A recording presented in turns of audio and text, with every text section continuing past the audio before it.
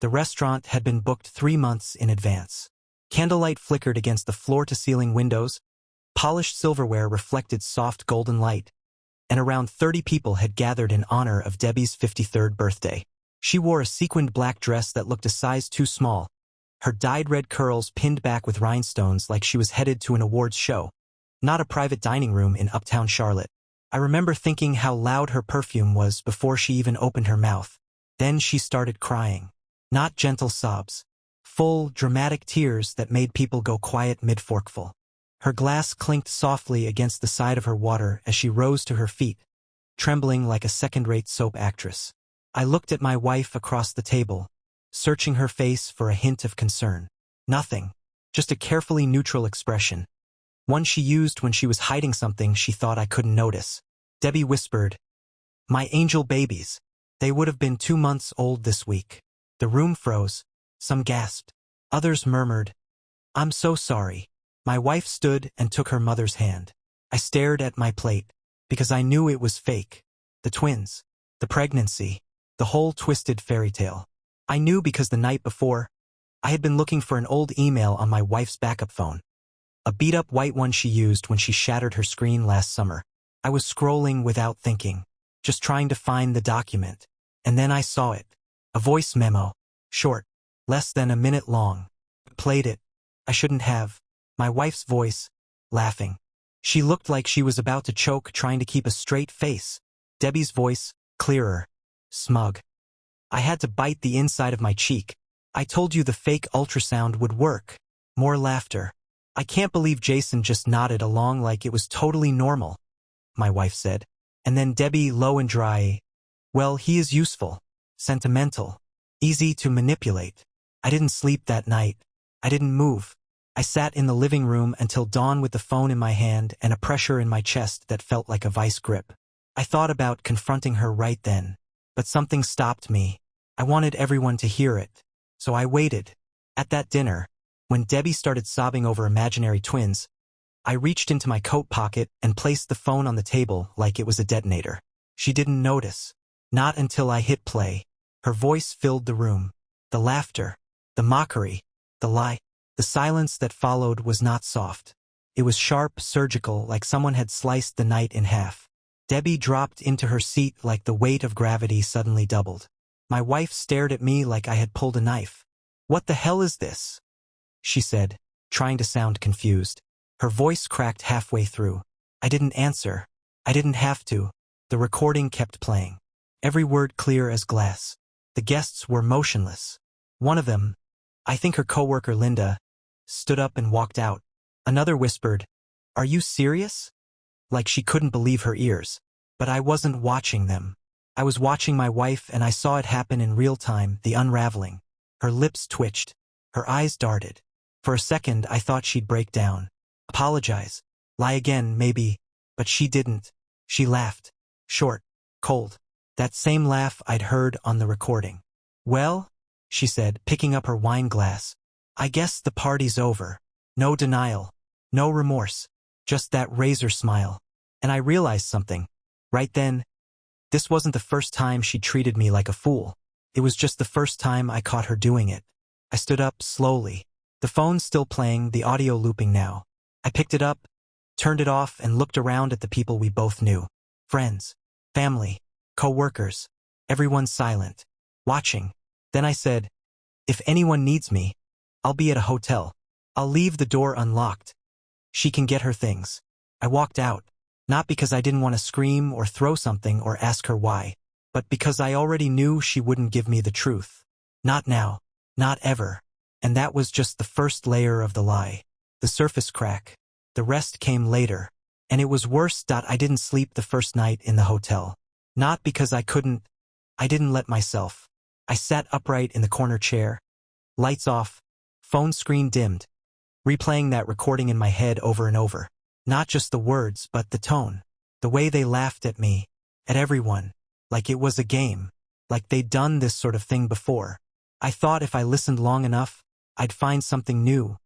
Some line, some hesitation that would make it less cruel. But no. It was precise. Planned. Executed. At 7:13 a.m., I received the first message from her. You made a fool of yourself. You embarrassed my mother on her birthday. Call me. No apology. Not even a let's talk. Just accusation. As if I had betrayed her. Then another. So I guess you're ghosting now? Seriously? Real mature. And finally, hours later. If you think this is going to make me come crawling, you don't know who you married. That one stopped me cold. Not because of what it said, but how she said it. You don't know who you married. No, I didn't. I really didn't. And I started to wonder, who the hell did I marry? I called her sister Mallory. We'd always been on decent terms. She was one of the only people in Kelsey's orbit who seemed normal. Grounded. She answered on the second ring. Jason, what the hell happened last night? You heard the recording, I said. She was quiet. Then, I did. But there's more. That sentence. That cursed, stomach-twisting sentence. More what? Mallory sighed. You need to come over. Now, before she gets here. I drove like someone was pulling me by a chain. Mallory lived alone in a townhouse on the edge of town. I'd helped her move in last spring. She opened the door wearing an oversized hoodie, dark circles under her eyes. She didn't offer coffee. Didn't waste time. She's been lying about a lot more than the twins. I sat down. She handed me a folder. Inside were printed screenshots, text messages, timestamps, even photos. Who is this? I asked, pointing to a man leaning on a car I didn't recognize. Mallory hesitated. His name's Devin. She's been seeing him for over a year. I didn't flinch. Not yet. I was beyond the flinching phase. But inside, something went hollow. Like a support beam being ripped out of a building. She told him she was leaving you. Said you were boring. Predictable. That you only mattered on paper. Her words, not mine. How do you know all this? She looked down. Because she bragged about it. She never thought you'd leave. Said you didn't have the backbone. The silence that followed wasn't peaceful. It was loaded. Charged. She didn't even cry when I showed her the texts. Mallory added. She just asked if I'd delete them. I looked at the photos again. The timestamp on one said March 5th. We had gone on a weekend trip that same day. I had surprised her with a cabin and wine and the lake view she said she always dreamed of. And that morning, while I made her breakfast, she told me she felt like the luckiest woman alive. I think that was the moment something inside me really broke. I left Mallory's place without saying much. She hugged me. I didn't hug back. My arms wouldn't move. Back at the hotel, I stared at myself in the mirror. Not dramatically, just curious. What did she see when she looked at me? What was so disposable? So laughable? Then I opened my email and started typing something I never thought I'd have to write. A message to a divorce attorney. The next confrontation was coming. But this time, I wouldn't be the one caught off guard. That was her specialty. She showed up at my hotel 2 days later, unannounced, wearing sunglasses indoors and carrying a designer tote like she was dropping by a brunch date. I saw her through the peephole and didn't move. I watched her knock 3 times, wait, then text me. I'm outside. I know you're in there. Don't make this weirder than it already is. Weird. That's what she called it. Not betrayal. Not deception. Just weird. I opened the door, slowly, already numb to her presence. She walked in like she owned the place, like she had the right. Sat on the edge of the bed and crossed her legs, scanning the room with a smirk like she was unimpressed. So, this is where you've been hiding, she said. Charming. I didn't answer. She pulled off her sunglasses. Look, I get that you're upset. And that recording, not exactly our finest moment. But you ambushed my mother. At her birthday. In front of everyone. I stared at her, saying nothing. Letting the silence eat away at her fake calm. Her tone shifted. All right, you want an apology? Fine. I'm sorry. It was a dumb joke. We were bored. It got out of hand. I blinked slowly. A joke. She shrugged. You wouldn't get it. I stepped back, opened the drawer, and placed the folder from Mallory in front of her. She didn't even flinch. Oh, she said, glancing at the contents. You talked to my sister. That explains the drama. You told Devin I didn't matter. I said you mattered on paper. There's a difference. That was it. That was the moment her mask slipped completely, and I saw the truth. She wasn't sorry.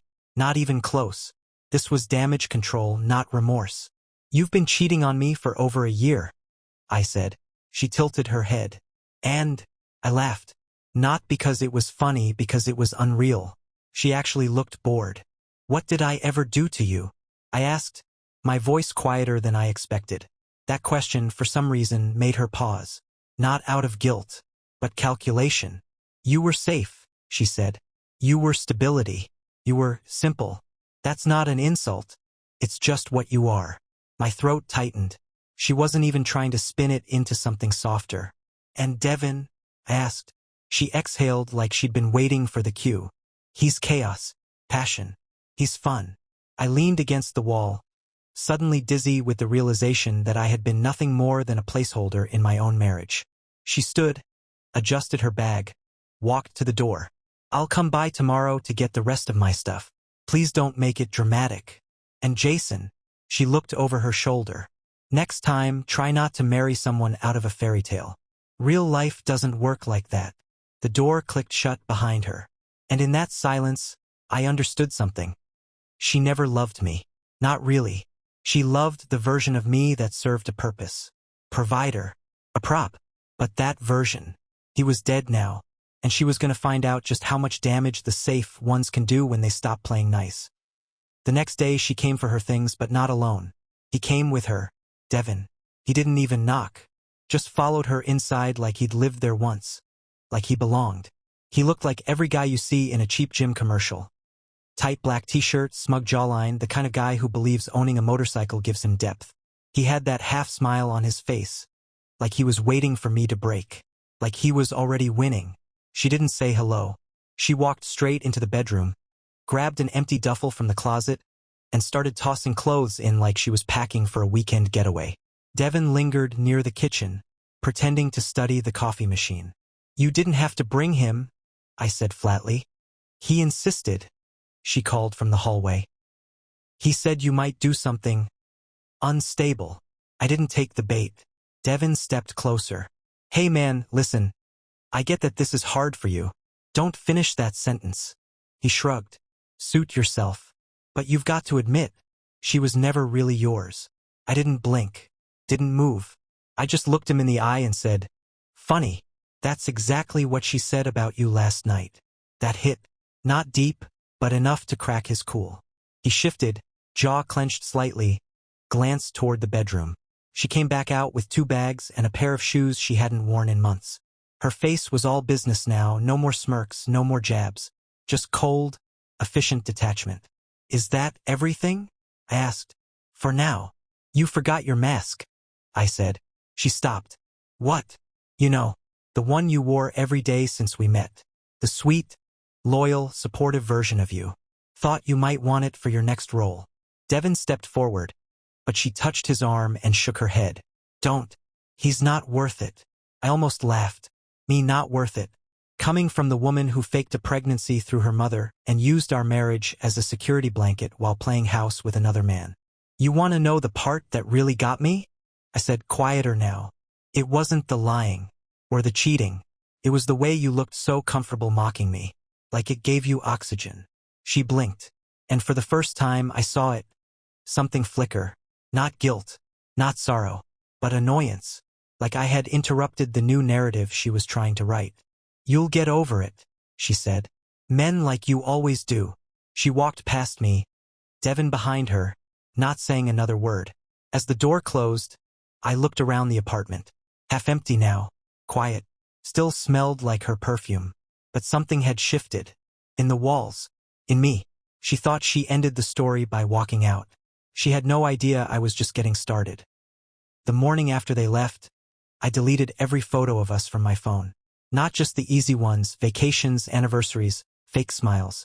I went into the deep folders. The random selfies. The mundane look what I made for dinner pictures. Gone. Each swipe felt like peeling off dead skin. The last one I deleted was from our wedding night.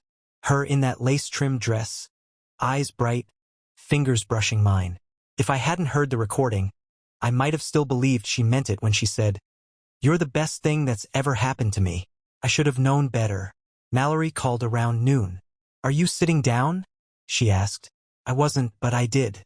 She's spinning the story already. Says you emotionally neglected her.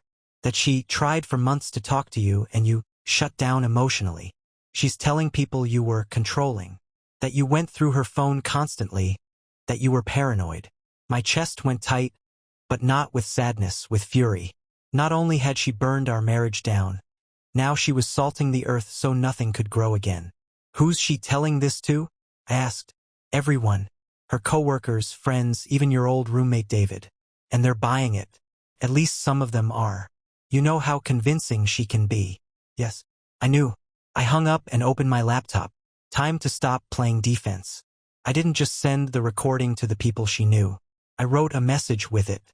Not angry, not accusatory, just facts. I let the audio speak for itself and attached screenshots Mallory had saved. Messages between her and Devin, complete with dates. A timeline. No commentary, just truth. Within an hour, the replies started rolling in. Some were stunned. Some were apologetic. One of her friends, Jenna, replied with just one sentence. She's done this before. I replied, what do you mean? Nothing for a while. Then, let me call you. Too much for text.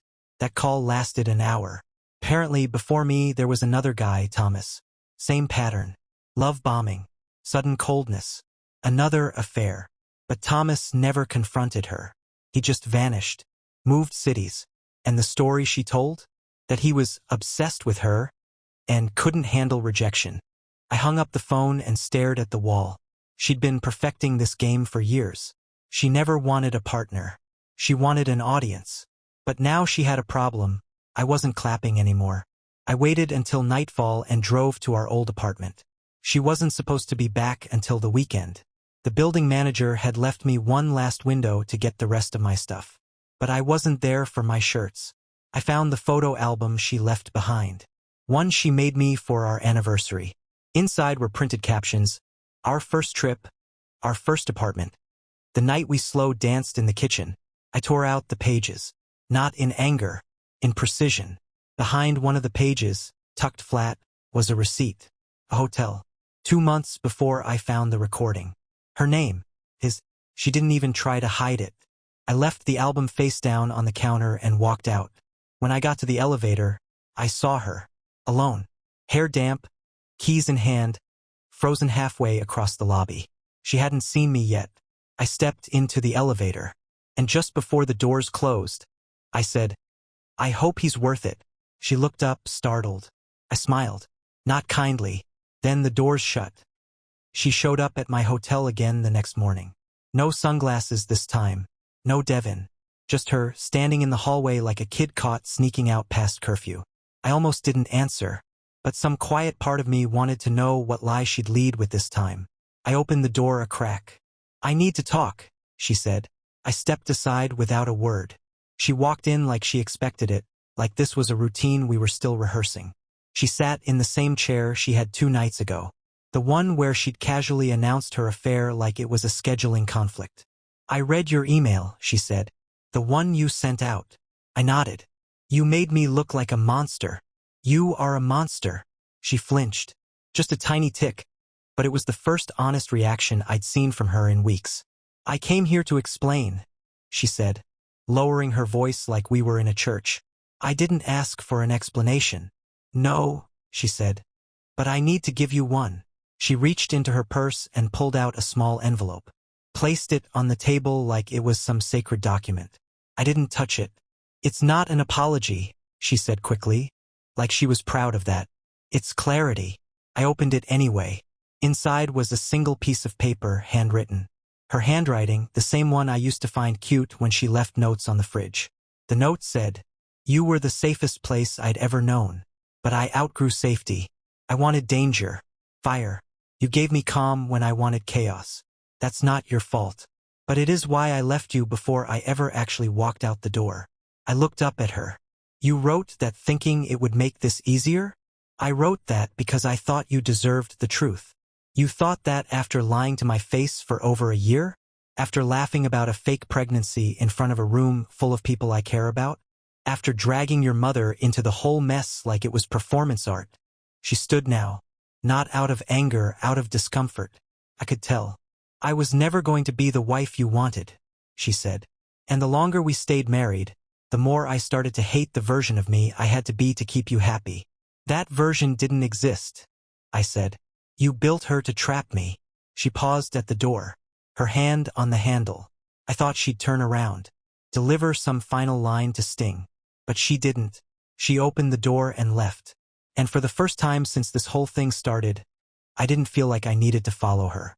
I picked up the note, read it one more time, and tore it down the middle. It didn't hurt, not like I thought it would, because now I understood. This wasn't a marriage that ended. It was a con that got caught. And she was walking out because the performance was over. The audience finally saw through the act. But the real fallout? That hadn't even started yet. The first person to switch sides was her best friend, Rachel. I got a message 2 days after the last hotel visit. It was short. Can we talk? I think I owe you something. I met Rachel at a quiet coffee shop on the edge of town. She showed up in a hoodie and no makeup, like she didn't want to be recognized. We hadn't spoken since the birthday dinner. She hadn't responded to the email, hadn't even reacted to the recording. But when she sat across from me and pulled out her phone, I knew something was different. I didn't know about the pregnancy lie, she said. I want to be clear about that. I knew something was off. But not like that. I didn't say anything, just waited. She scrolled through her phone and turned it around. Messages.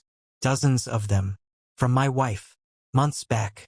Things like, he's too focused on providing. Like I'm some charity case. Devin knows how to make me feel alive. Jason just makes me feel scheduled. I feel like I married an assistant manager. Rachel scrolled again. She thought it was funny to send me pics. Not just of him.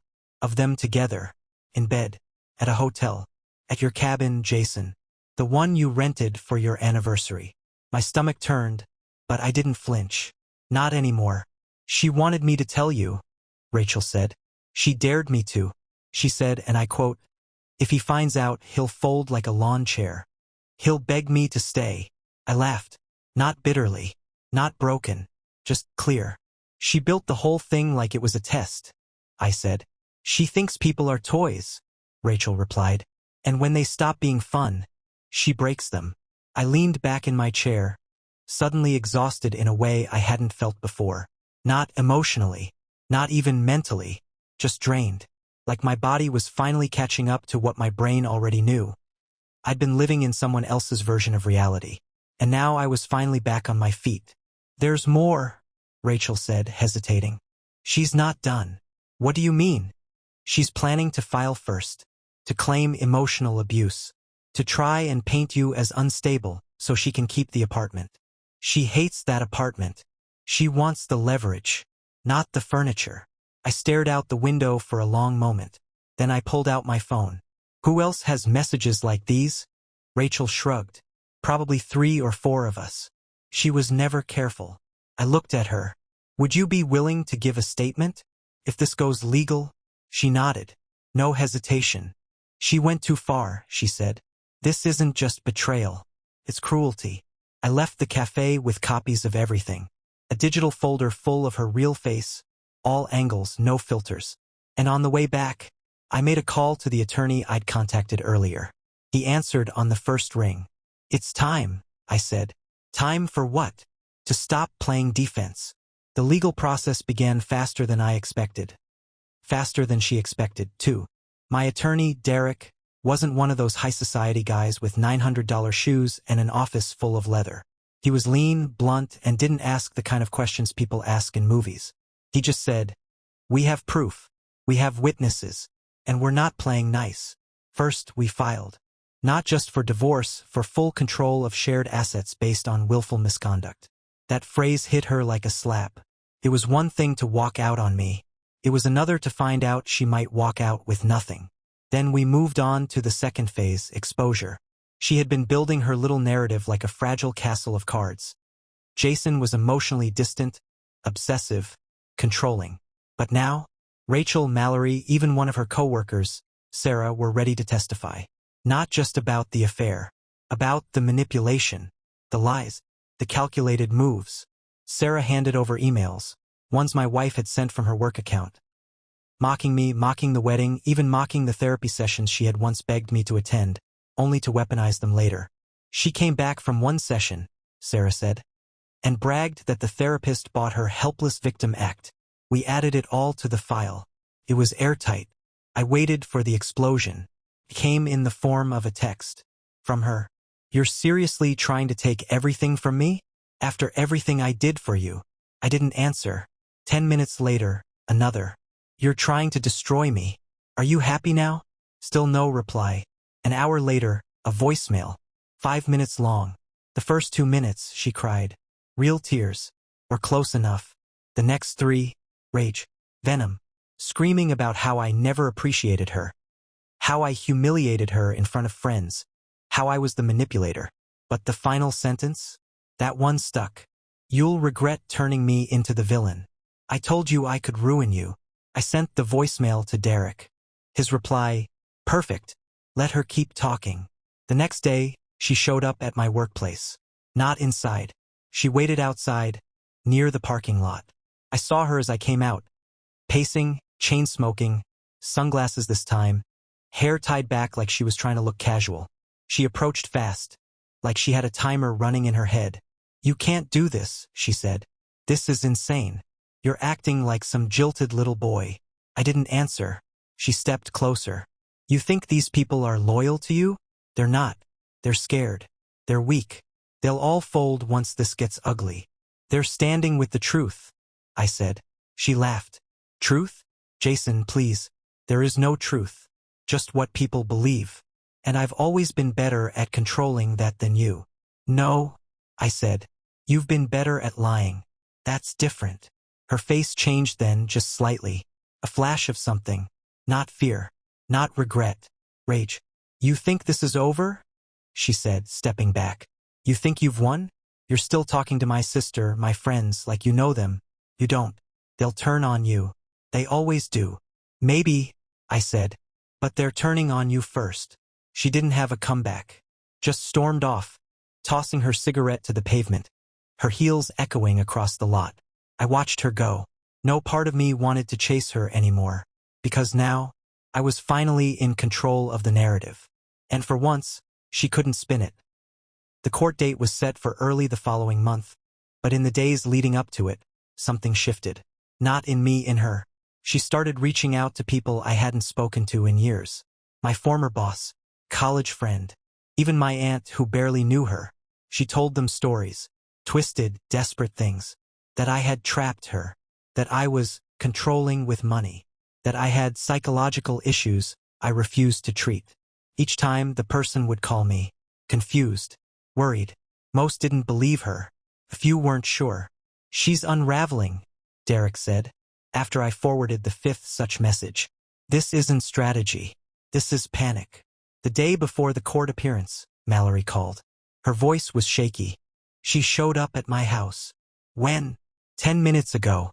I locked the door. She banged on it for 5 straight minutes. She was crying, screaming. She said I ruined her life. Did she threaten you? No, not exactly. But she said if she goes down, everyone goes with her. That line stuck with me the rest of the night. What was she planning? I didn't sleep. Not because I was nervous, but because I was ready for all of it. For whatever final twist she had cooked up. And I knew there'd be one. There always was. Came the next morning. As we waited outside the courtroom, Derek reviewed our folder one last time. Witnesses ready. Evidence clean. And then he got a call. His eyes narrowed. He walked away to take it. When he returned, his face was unreadable. She's filed an emergency motion, he said. For what? To admit a psychiatric evaluation into the case. I blinked. Whose evaluation? Yours. I stared at him. I've never even had one. She forged it. Felt like the room tilted. She submitted it yesterday. Claims you were diagnosed with a narcissistic personality structure and violent emotional outbursts. She attached fake notes, fake letterhead, even a signature from a real doctor. Derek was already dialing the number to that office. Within minutes, we had confirmation. The doctor had never heard of me. She wasn't just spinning stories anymore. She was faking reality. "I want this in the record," I said. "Every bit of it. Her forging medical documents. Her lies. Her manipulation." "We will," Derek said. "She's not just going to lose the case. She's going to lose everything." When we entered the courtroom, she was already there, dressed like grief. Hair tied back in a simple braid. No makeup. A soft gray dress that screamed innocence. The same woman who once laughed about imaginary twins was now playing the misunderstood victim, blinking slowly like she was holding back tears. She didn't look at me. She looked through me. And when the judge asked if both parties were ready to proceed, she stood up and smiled. Quiet, small, practiced smile. The kind of smile someone gives when they think they've pulled off the perfect trick. But what she didn't know, the court already had the email from the doctor, the real one, and the real statement. And within the hour, the lie unraveled. One thread at a time. The courtroom was quiet when the judge lowered his glasses and read the statement from the real psychiatrist. The tension in the air was different now. Not anticipation, exposure. The kind of silence that settles over a crowd when they realize the magician's last trick wasn't magic. Just mirrors and wires and a lie poorly stitched together. "She forged this?" the judge asked, voice low but sharp. "Yes, Your Honor," Derek said, rising. "The signature, the diagnosis, even the contact information. All fabricated." My wife sat frozen beside her attorney, hands clasped tightly in her lap. Her lawyer leaned toward her, whispering in a tone just loud enough to register as panic. She didn't answer him, didn't blink. I knew that look. Not fear, not regret. It was calculation. She was already crafting her next version of the story. But it didn't matter anymore. The judge allowed us to proceed. Testimonies followed, calm, brutal, methodical. Mallory told the story of the night she found the messages. Rachel confirmed the staged photo stunts and the laughter over the fake pregnancy. Sarah detailed the office gossip, the manipulation of therapy sessions, and the smugness with which my wife bragged about puppeteering the narrative. We submitted everything. The voice recordings, the texts, the emails, even the voicemail where she warned I'd regret turning her into the villain. The courtroom didn't gasp. It didn't need to. The truth didn't ask for theatrics. It simply stood in the center of the room and pointed. When it was her turn to speak, she stood like someone accepting an award. Calm, deliberate. She said she had been emotionally cornered, misunderstood, acting out under extreme pressure. The judge interrupted her halfway through her second paragraph. "You submitted a forged psychiatric report. You mocked a faked pregnancy at your wedding. And you coordinated this deception with your mother, all while committing an affair you now call clarity. Are we to believe you're the victim?" Her voice cracked. "I never meant for it to go this far." He nodded. "That much is clear." In the end, the ruling wasn't just about the divorce. It was a statement. She lost the apartment. She lost rights to shared assets. She was ordered to cover court costs and penalized for fraud, harshly. But the real victory wasn't written in the paperwork. It was in the way she didn't look at me as she left the courtroom. Because she couldn't. Not anymore. After the ruling, I stood outside the courthouse for a while. People passed. Cars honked. The city kept moving, like it didn't just witness someone's entire facade collapse in real time. Mallory found me first. She hugged me, whispered, "You did it." Then Rachel. "You're free now," she said. And maybe I was. But I didn't feel celebratory. I felt clean. Like finally walking out of a house that had been on fire for years. Not realizing until now how much smoke I'd been breathing. Later that night, I sat alone with a glass of water and the last piece of evidence I hadn't touched. A photo from our wedding. The two of us, smiling under the lights. The lie fully intact. I looked at it for a long moment. Then I set it down and wrote something on the back. She wore a mask so well, even I clapped for the performance. And then I burned it. No ceremony. No drama. Just flame. Just truth. For anyone reading this, wondering what to do when someone starts rewriting your reality. Keep receipts. Protect your peace. And when the mask slips, don't look away. Watch, and let it fall.